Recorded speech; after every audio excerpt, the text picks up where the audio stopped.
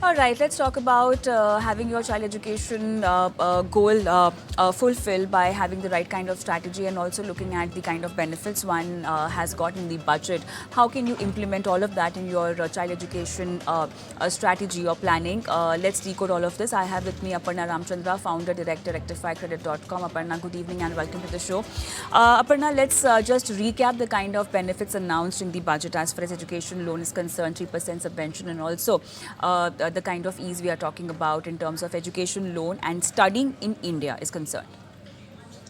Thank you, Kavita. This budget has really come up with some very good fundamental infra-wise, policies as far as education is concerned and skilling is concerned. And as we all know by now, there is almost 1.48 trillion that the finance minister has allocated for education, upskilling, and employment, all put together.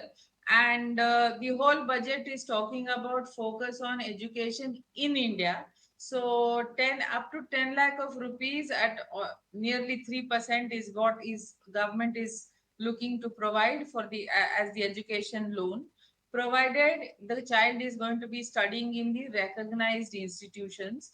And the list of that recognized institutions include ITIs, these skilled universities, and then approved the other regular universities, National Skill Development Council, NSDC. So what they are trying to say is A, do the studies in India, B, study from recognized places of education, because as you know, this is one of the biggest loopholes in the education system, where lot of fake universities not recognized. Tomorrow the child, the parents pay through their nose, and then they figure out that this was not a recognized university. So all of that also they have kind of avoided. And three, it is looking at children, students from not so affluent also, so that they are also coming on par. So these are few very good initiatives as far as the education loan is concerned. And on similar lines, though it is not education loan, there is also this skilling, upskilling. There is an internship that they are saying that the government will provide. So these are few of the salient features. Now, the eligibility criteria as to which students can apply, is there going to be, not just academic requirement, but non-academic? What is it that they are going to filter? Because they are looking at only 25,000 students in a year. Given our population, I don't know what will be those filters. Those are not specified yet, Kavita. Sure. So details on those front are still awaited. But then going ahead, Aparna, the aim of this particular discussion is also help our viewers formulate a strategy if at all they want to go on these lines, taking advantage of these particular subvention and plan their education loan or uptake of an education loan. So far, when we talk about education in India, I want you to highlight the cost range, maybe if you talk about medical engineering or any other famous course that parents or kids opt for. What's the actual cost that's going on, and how has been the scenario as far as education loan is concerned in last 3 years? See, to answer your question, this whole education scenario, it is also divided between India and Bharat. So, if you see the private institutions, institutions that are, really of very good standard, like say medical or engineering, payment seats, MBA, those are all, we are all talking about 30 lakhs and upwards. But if we are looking at universities which are doing the regular degree programs, there are they are less than, I think, 20,000 per annum now. So that disparity is there. But if we stick our discussion now to professional education, then medicine, engineering, MBA, they are all expensive. And what I would also like to inform your viewers, because we are talking about how they should plan for their education. Now, I am not sure whether, this 10 lakh, like I said earlier, the eligibility criteria.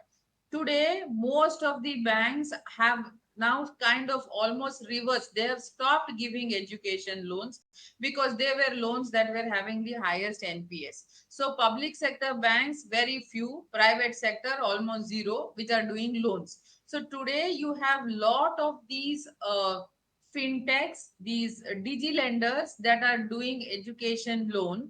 Though they call, though they say that it is an education loan, it is actually a personal loan. So it is because it is not recognized by the bank. So now what happens is, these loans are expensive.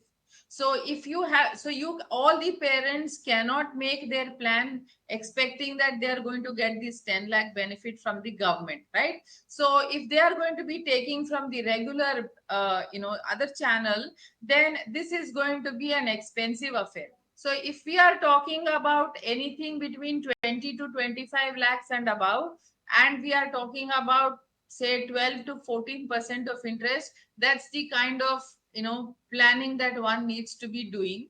And most of these do not have a long, um, for a want of a better word, I will say moratorium post the education gets completed, because these are not those PSU bank loans. So the student has to start repaying literally like a month or two after completion of his or her program.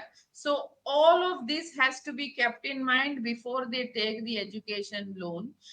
So parents also need to be extremely clear as to where the child is going to be studying, whether it is a recognized university, what are the other future job opportunities after having done this program. Like for example, if I have to give you just a medicine example, just doing an MBBS at 30-40 lakhs doesn't take the child anywhere. He has to again go in for post graduation, which is further expensive. So this is like a longer commitment, so the planning has to be really good. And in this, because of the quantum of the fund that is involved, I am almost confident that almost 90% will be looking for some kind of a loan or the other to complete this whole payment. Kavita. Definitely. How can we claim the 3% subvention? Can you just help us understand the technicalities out there, Aparna? Sorry, come again. The 3% subvention that we've got on the interest, how can we claim that? That clarity has still not come out, so Sure. that is still awaited. All right. So, although it's very important for one to plan their the education or their child's education as far as taking the loan is concerned, but we're also talking about domestic institutes where we have offerings from the government, we have private offerings also. And here is the cost difference, Aparna, which is very important for one to consider. So, any which ways, if you're taking an education loan, you might as well go for the best kind of education available. So is a private institute much more recommendable? Definitely, because it will have a longer standing in as far as taking a job is concerned.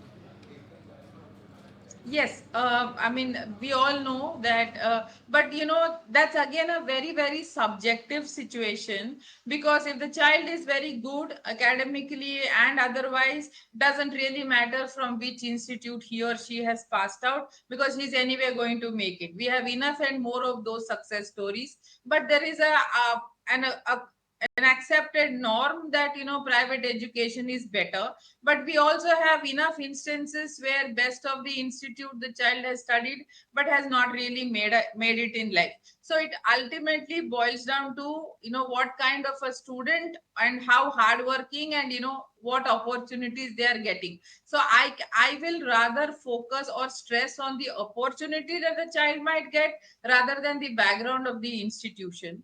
Now to come back to again your discussion as to what parents need to plan, what I want to again stress is, please do not assume that you are going to get this 10 lakh rupees loan at 3%. This is going to be only for 25,000 students just now. They are also going to make a put a whole policy document together. We need to see how it is going to pan out. And in that, they are not talking about medical college, they are not talking about engineering college, they are only talking about ITIs, NSDC, skill development. So this is not the kind of education that the mainstream is looking at. So mainstream, what they are looking at as far as the education for their children, you will have to go back to your regular lender, the regular ecosystem, where you are going to raise money to, pay these fees. Kavita. All right, so host of things over here to be taken under consideration, but then the time for this segment is actually over. Aparna, thank you so much for being on the show and helping our viewers with this particular important goal of their life.